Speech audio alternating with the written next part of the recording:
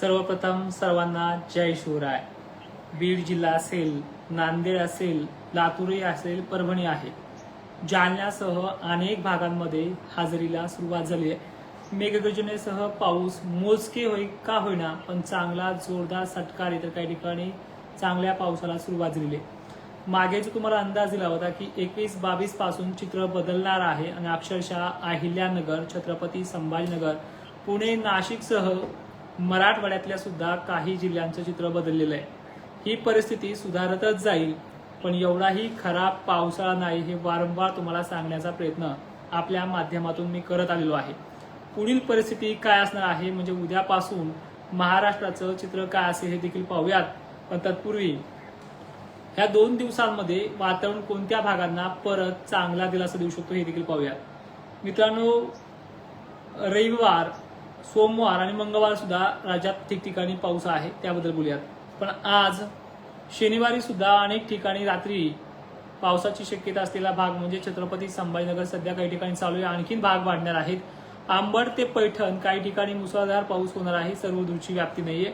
माजलगाव पट्ट्यामध्ये, परभणी, नांदेड पट्ट्यातही ठिकठिकाणी पाऊस होईल, सर्वदूरची व्याप्ती नाहीये। अहिल्यानगर आणि शहागड पैठणच्या काही भागांमध्ये चांगला जोर वाढणार आहे। बीड, पुणे परिसरात सुद्धा अनेक ठिकाणी आहे। सोलापूरमध्ये देखील काही भागांना, अक्कलकोटच्या परिसरामध्ये पाऊस चालू आहे। तर असे भाग तो गरमीच्या लेवलसह वाढणार आहे। आणि थोडा दिलासा म्हणजे खानदेशात कधी नव्हतं आज थोडी सुरुवात झालेली आहे। अकोला, अमरावतीमध्ये तुरळक ठिकाणी होईना तिथे असणार आहे। आता 2 महत्वाच्या गोष्टी आहेत, तुम्हाला यामध्ये थोडी कुठपर्यंत सहन करायचे किंवा कुठपर्यंत तुम्ही वाटच बघू नये या सुद्धा गोष्टीचा या व्हिडिओमध्ये उल्लेख केला जाईल। ठीक आहे, हे पहा, 25 ते 26 तारखेपर्यंत जालना जिल्ह्यातल्या काही दक्षिणेकडील भागांमध्ये म्हणजे अंबड पट्टे असतील, आष्टी, पिंपळगाव, हे जे काही परतूर पट्टे आहे इथे ठिकठिकाणी होईना सटकारे बिटकारे चालू होतील। बीड जिल्ह्यात चालू होतील, छत्रपती संभाजीनगरमध्ये चालू होतील, नाशिक, पुणे, सांगली, सोलापूर, धाराशिव पट्ट्यामध्ये व्याप्ती कमी आहे पण चालू राहतील। निव्वळ रखरखीत वातावरण नाहीये आणि बखाडी स्वरूप वातावरण नाही, त्यामध्ये लातूरचा समावेश आहे, परभणीचा आहे। पण सगळ्यात मेन म्हणजे महत्वाचा टप्पा जो आहे, अनेक शेतकऱ्यांच्या मिरची उत्पादकाचा प्रश्न आहे, तो म्हणजे भोकरदन, जाफराबाद, सिल्लोड भाग आणि खान्देश संपूर्ण आणि विदर्भ संपूर्ण। या विदर्भावरती बोलण्याचं झालं तर तुम्ही सरळ सरळ सांगतोय की 30 किंवा 1 तारखेपर्यंत जास्त काही वाट बघू नका, तोपर्यंत सर्वदूर किंवा चांगल्या प्रतीचा पाऊस होणे शक्य नाहीये। परिस्थिती आपल्या भागामध्ये सुधारत जाईल हे मी म्हणतोय, जास्त खराब नाही। तो भाग कोणता असेल? नागपूर, अकोला, अमरावती, वाशिम जिल्हे आहेत, त्याचबरोबर इकडे चंद्रपूर आहे। अकोल्यामध्ये सुद्धा काही ठिकाणी स्थानिक वातावरणाची जे काही पाऊस असतील, आभाळ येणं आणि ह्या पद्धतीने होणं हे चालूच होणार आहे आणि हे चालू देखील होईल काही दिवसांमध्ये। या तारखेला 29 तारखेपासून हे चित्र बदलून जाईल, म्हणजे आजच्या 23 पासून हे चित्र थांबलेलं होतं। या 23 पासून स्टार्टअप ज्या काही भागामध्ये झालं आहे आज थोड्याफार प्रमाणामध्ये, पण इथून पुढे वातावरण 4 दिवस थोडं कमी प्रमाणातच राहील। पण या विदर्भाचा आणि विदर्भाच्या पूर्व भागाचा जो काही समावेश आहे, नागपूर असेल, अकोला, अमरावती, चंद्रपूर भाग असेल, भंडारा, गोंदिया, गडचिरोली यांचे दिवस पश्चिम महाराष्ट्रापेक्षाही चांगले येणार आहेत, कारण की ह्या भागाच्या सारखी गरमी महाराष्ट्रात अनेक ठिकाणी आहे। पण या भागाच्या गरमीला दाद देण्यासाठी बंगालच्या उपसागरातलं लो प्रेशर लवकरच काम येईल आणि ती तारीख असणार आहे 29-30 पासून पुढे। मराठवाड्याचा, विदर्भाचा जो काही सध्या 2 विभागामध्ये समावेश झालाय, मराठवाड्यात सध्या काही ना काहीतरी प्रमाणामध्ये परतूर असेल, मंठा असेल या भागामध्ये पावसाला सुरुवात झाली, घनसंगी पट्ट्यातही सुरुवात झाली, आणखी घनसंगी पट्ट्यामध्ये आणखी चांगला पाऊस होण्याचे चान्सेस देखील आहेत।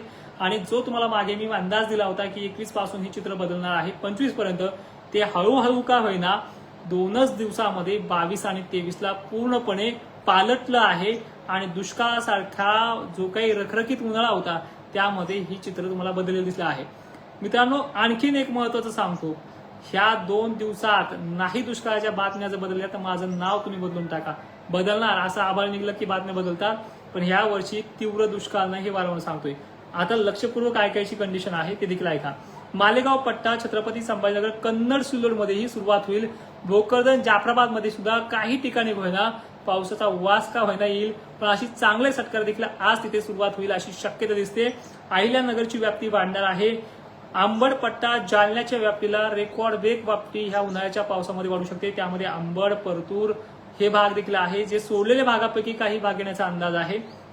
त्यामध्ये हिंगोलीचं जर बघितलं चित्र तर दक्षिण भाग थोडाफार प्रमाणात पण 29 पासून इथे सुरुवात होईल आणि हे वातावरण जे सध्या चालू आहे याला कमीत कमी या वातावरणाचा 26 पर्यंत कार्यरत राहील. म्हणजे आजची 23 असेल 24, 25, 26 का होईना चालू राहील. परिस्थिती पुण्याची ही दिवसेंदिवस सुधरत चालली आणि सुधरतही जाईल. छत्रपती संभाजीनगरची सुधरत जाईल. आता वळतोय पूर्व विदर्भासाठी आणखी सखोल माहिती देण्याकरता. हे पहा, कदाचित जर निसर्गाने थोडी जरी साथ दिली तुम्हाला की आजही काही भागामध्ये चंद्रपूर वर्ध्यामध्ये पावसाला सुरुवात होऊ शकते. पण एक लक्षात घ्या, हा सर्वदूर पाऊस नाही, अवकाळी आहे. ठीक आहे, तर असं चित्र पालटणार आहे. नंदुरबार शहादा या भागात सुद्धा तुरळक ठिकाणी धारा आशा लावणारा जो पाऊस असेल तो इथे सक्रिय होऊ शकतो आणि थोडीशी सांद जाफराबाद पर्यंत गरमीची लेवल वाऱ्यामुळे जर टिकली दिवस होता तर 12-1 वाजेपर्यंत आजही तिथे काही ठिकाणी हलक्या सरी कोसळू शकतात. आता महत्वाचं म्हणजे पुढे तारखेनुसार चित्र आपण पाहूयात कसं कसं राहील आणि कसं कसं नाहीये. उद्याच्या 24 तारखेला बेळगाव, निपाणी, विजयपुरा, कोल्हापूर भागात स्थानिक वातावरणाचा पाणी आहे.